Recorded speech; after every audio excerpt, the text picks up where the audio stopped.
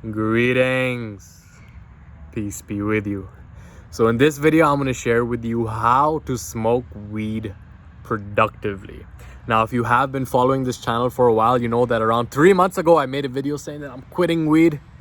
And then I did for a month, and then I relapsed, because I consider relapse really is like not about whether you should smoke weed or you shouldn't smoke weed. It's about when you make a commitment, whether you stick to it or not. And I did not stick to my commitment.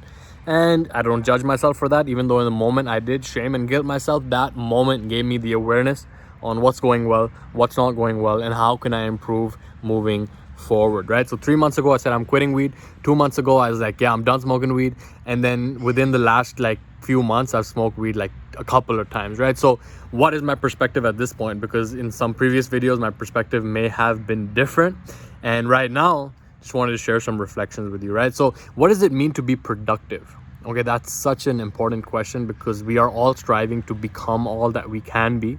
But to be productive does not only mean to get things done, right? It does not only mean to take action. Because think of the metaphor of a ladder, right? You can be really good at climbing ladders. You're really good at climbing up the hill and, taking those steps and climbing those rungs. But once you get to the top and you realize that it was leaned against the wrong wall, is when you realize that you were really good at doing things that didn't really move the needle towards fulfillment, right? That is a game that we're all playing. Do we really feel good about ourselves when we are by ourselves? That is an accurate assessment of whether you are making decisions that align with your higher self or not. So what weed helps is provide us with perspective, because if we're in that hustle and bustle and we're grinding all the time, right? This does not apply to you if all you're doing is smoking weed all the time, because I definitely been there, right? As I've shared before, I've had a complicated relationship with this herb, to say the least.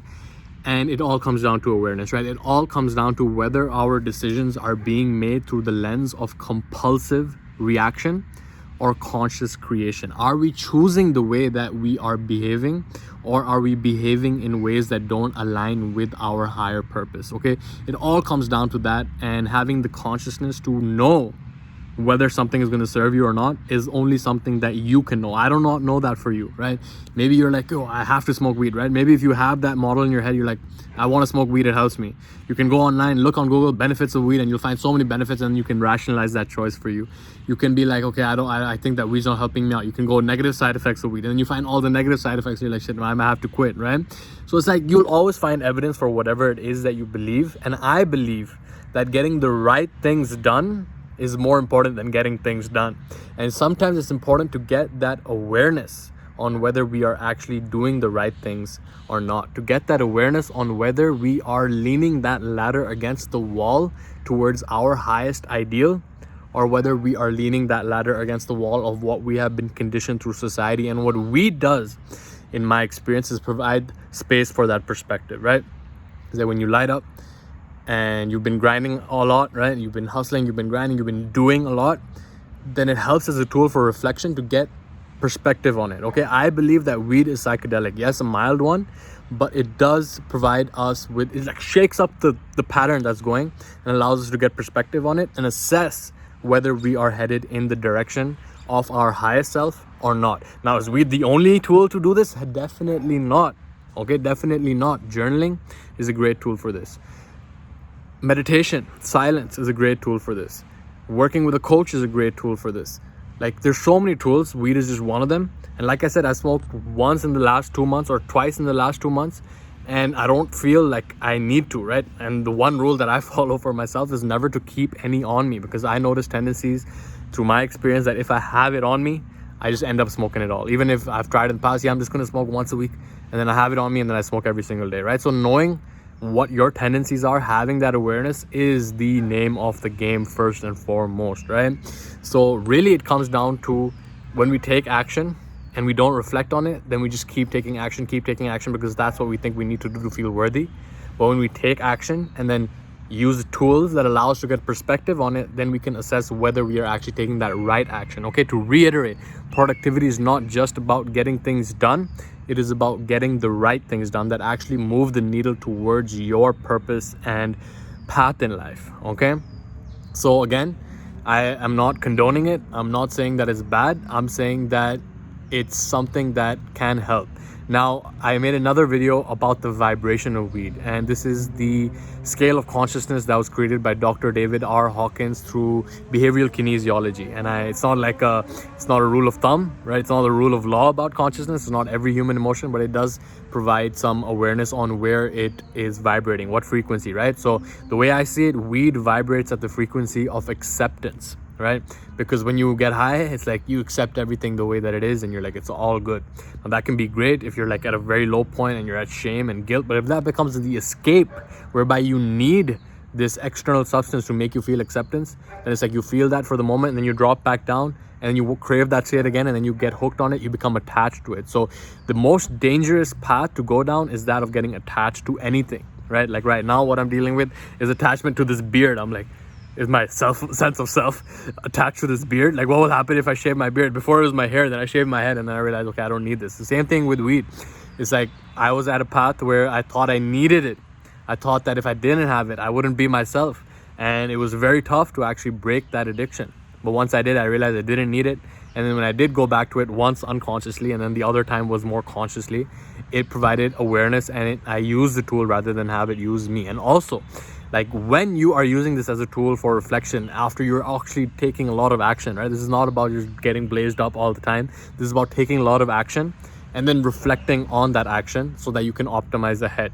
And if you're doing this, like I definitely recommend, like sometimes when, you know, if you smoke a joint, like go and get a journal, right? Just free flow of ideas over there, or take a video of yourself, or record a voice note so that you don't forget these ideas. Because I've definitely been in the place where I have all these amazing ideas and I feel amazing. I'm like, yeah, I'm gonna do all of this stuff. Like it's obviously impossible to implement that stuff when you're under the influence of Mary Jane.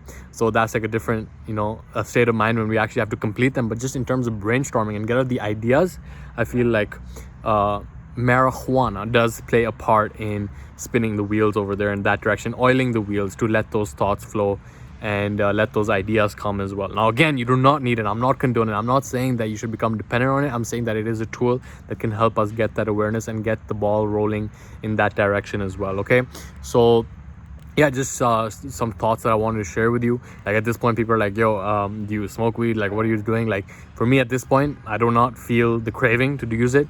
And as I shared in the previous video, it really comes down to 3 pillars. Whoa, that's crazy horn. Comes down to 3 pillars, right? And that's like, if you want to stop because you know you have to, right? It's not about stopping because someone else said that you should. Like I remember watching Sadhguru saying that, you know, he uses the example of saying that, oh, if you were about to have a surgery and the doctor is smoking weed, would you get surgery from that doctor? Absolutely not. If you're about to go fly on a flight and the pilot smoked weed, would you want to go on that flight? Definitely not, right? Because it slows down your capacity to think rationally, and your motor patterns are slowed down. Your mind-body coordination might be a bit off, right? Your hand-eye coordination might be a bit off. But sometimes, like I said, you know, it does slow down your faculties. But in my case, like my faculties sometimes are just running so fast that I need to slow them down in order to go fast. You know what I'm saying? It's like you can go fast, but direction is more important than speed, right? If you don't know the direction and you're just going very fast, and you could be headed in the wrong direction, and then it's going to be even harder to get back on track, right? So just my 2 cents. Is not about what you should or shouldn't do. You already know the answer in your heart. Like if you are thinking, should I stop weed, should I not smoke, should I stop weed, should I keep smoking weed, like just go take 10 minutes, reflect, meditate on that idea, and I guarantee you, if you spend 10 minutes to reflect on that, you will come up with the answer for yourself. Okay, so to conclude this video, yes, I believe that productivity can be enhanced when we use weed as a tool for reflection.